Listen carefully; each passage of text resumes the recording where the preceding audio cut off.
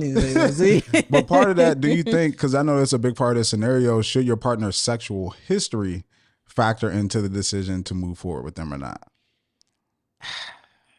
My short answer is no, it should not. However, I think that if you had really high standards for your own sexual past, or you were a person that conducted yourself a certain way sexually up until the point that you met them, like perhaps if you never had sex before, or maybe you only had one partner and that partner was within the confines of a relationship, when you have when I say a higher standard, that's probably not even what I'm trying to say. It's like when you have a lower body count, or you didn't have freedom, a lot of liberation in your sexuality. You really like, I only have sex when I'm in a relationship, and I've only been in 2 relationships, so that means I only slept with 2 people, or I'm saving myself for marriage, like I've never ever been intimate before.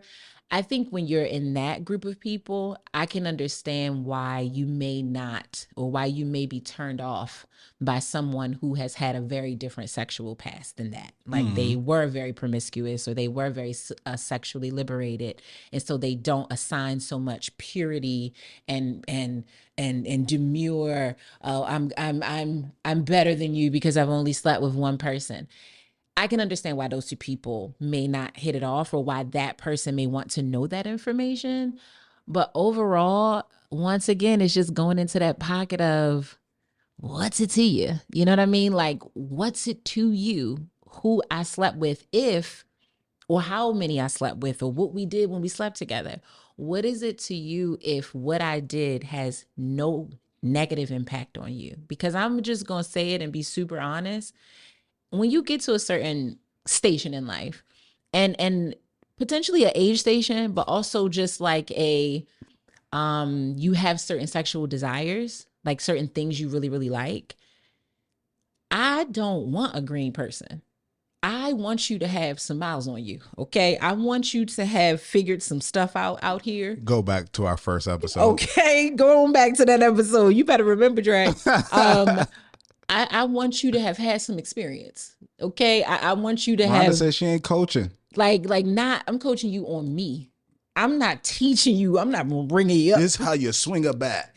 Yeah, this how you throw a ball. No. That's too much. That's too much. So I want you to have some miles on you. That's just me. And you may not have had to have a lot of miles. You don't have to be at the 100,000 mark.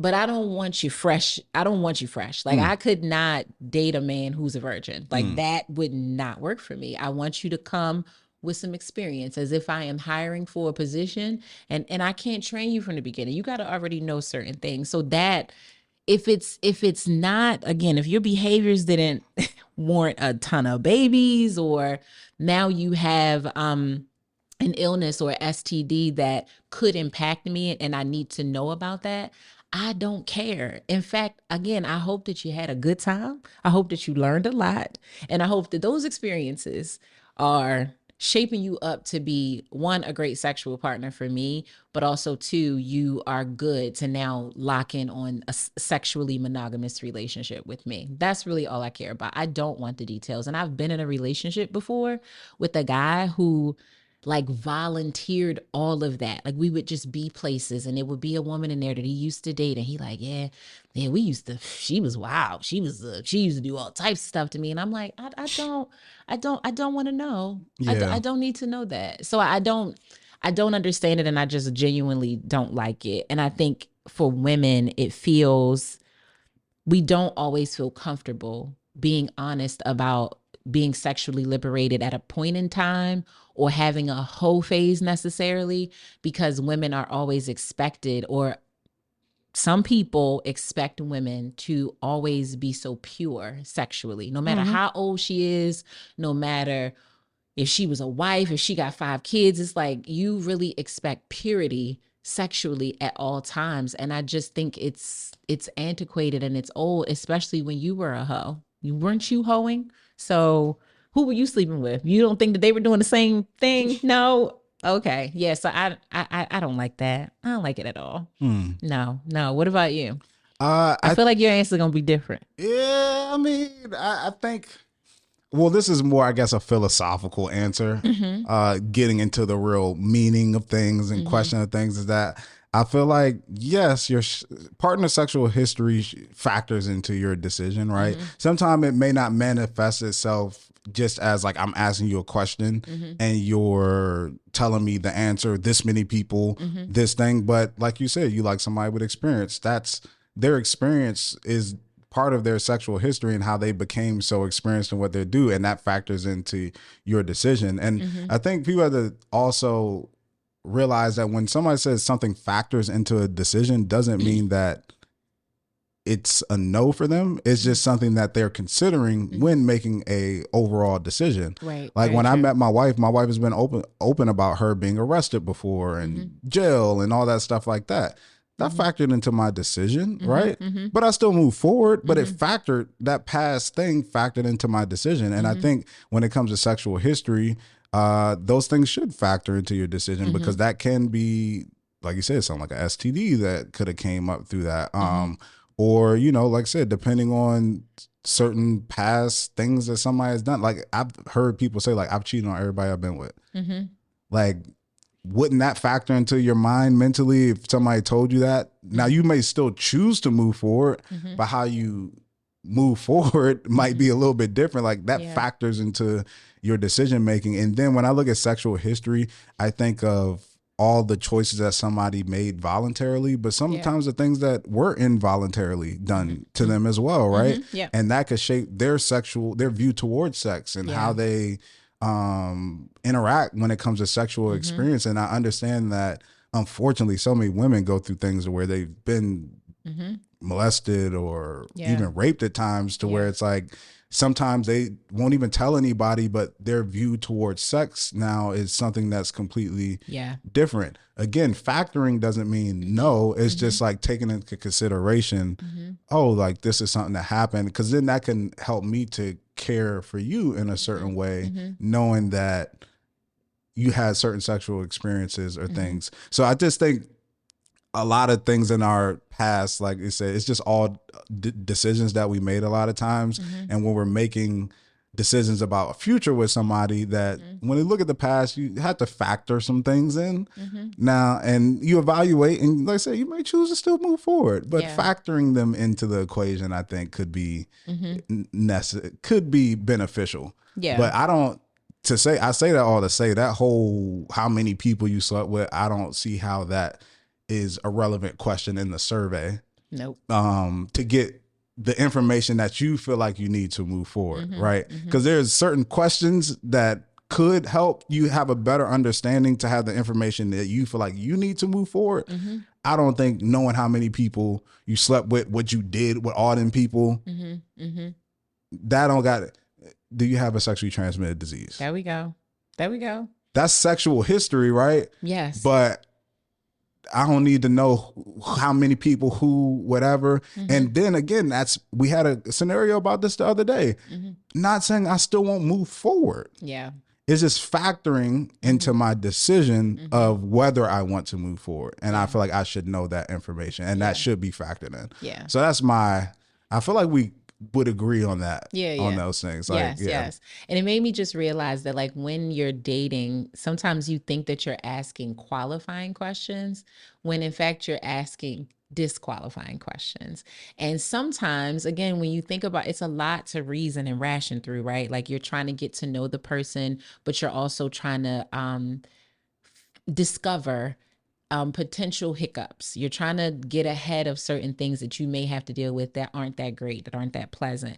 But some of those things you don't even realize are it's one of those things where, like, you just don't need to know. It shouldn't be important to you. You're asking how many people I slept. If you really ask people, those of you out there, really ask people, how many people have you slept with?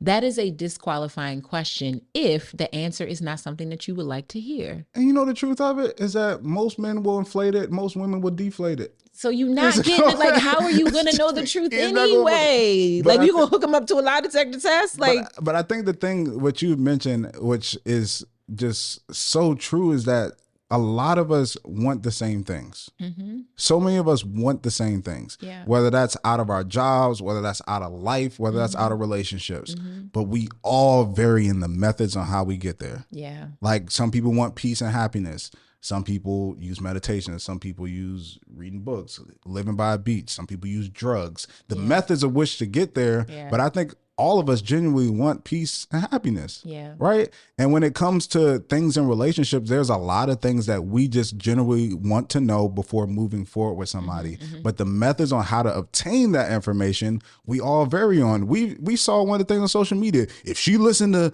so-and-so and so-and-so, then that means she like this. Yeah. And it's like, you're just trying to find out the same information that somebody else is trying to find out by asking different qualifying questions. Yeah. But your method of determining if somebody is this type of person or that type of person is by the music they listen to versus somebody else might ask these other questions to figure out if they're this type of person or that type of person. Yep. So it's just very interesting how people go about trying to figure out the information. Because it's like, if you're asking me how many people I slept with, what are you really trying to figure out? What are you trying to figure out? Like, what's the, because maybe there's other questions if you're trying to figure out something. Yeah, and just ask those questions. Just ask the question. Like you said, do you have a sexually transmitted disease that is uncurable? You know, like, do you? That's really what you want to know. Because if you're using the number of partners I've been with to assign a negative connotation to me, then that's what I mean by a disqualifying question. You're actually asking something to fully rule me out and or cast judgment on me when I am not the sum of my past. I could have slept with 500 people. But what if now that's something that I learned that it's just not for me anymore? It's not the life that I want to live anymore. What if I did cheat on everyone before me? Does that automatically mean that I'm going to cheat on you too? I get it, right? Precedence. Is that a good qualifying question to you when dating? Have you ever cheated before? I've asked it, right? And it's been certainly asked of me. I can't say if it's good or bad.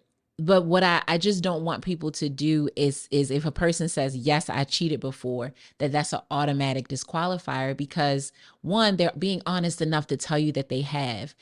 It's how they communicate it. Yes, I have, and I made bad decisions. It was a bad decision and I really shouldn't have done it. I should have walked away from the relationship. That was not an appropriate thing to do. It's really how they explain what they did. It's how they talk about how they overcame what they did, because cheating is a bad thing. Yeah. So it's really that. If they don't have any accountability around the mistake that they made, then that's really where the problem is. If you ask them, did they cheat? And the first thing they say is that person did blah, blah, blah, and that person did, versus being like, Yeah. Because if they're acknowledging cheating, they're acknowledging that they were in a monogamous relationship. Yes. And instead of exiting it, regardless of the issue, they decide to stay in it and be with somebody else in that situation. Sure. So I think that is, if you ask somebody that question and they start by this person, that person, this person, and not ever saying like, I did this, that's a red flag. Even if that person did do things, so what? You still made that decision ultimately and you were wrong. So it's about how you handle or how you explain how you made or why you made bad decisions, quote unquote.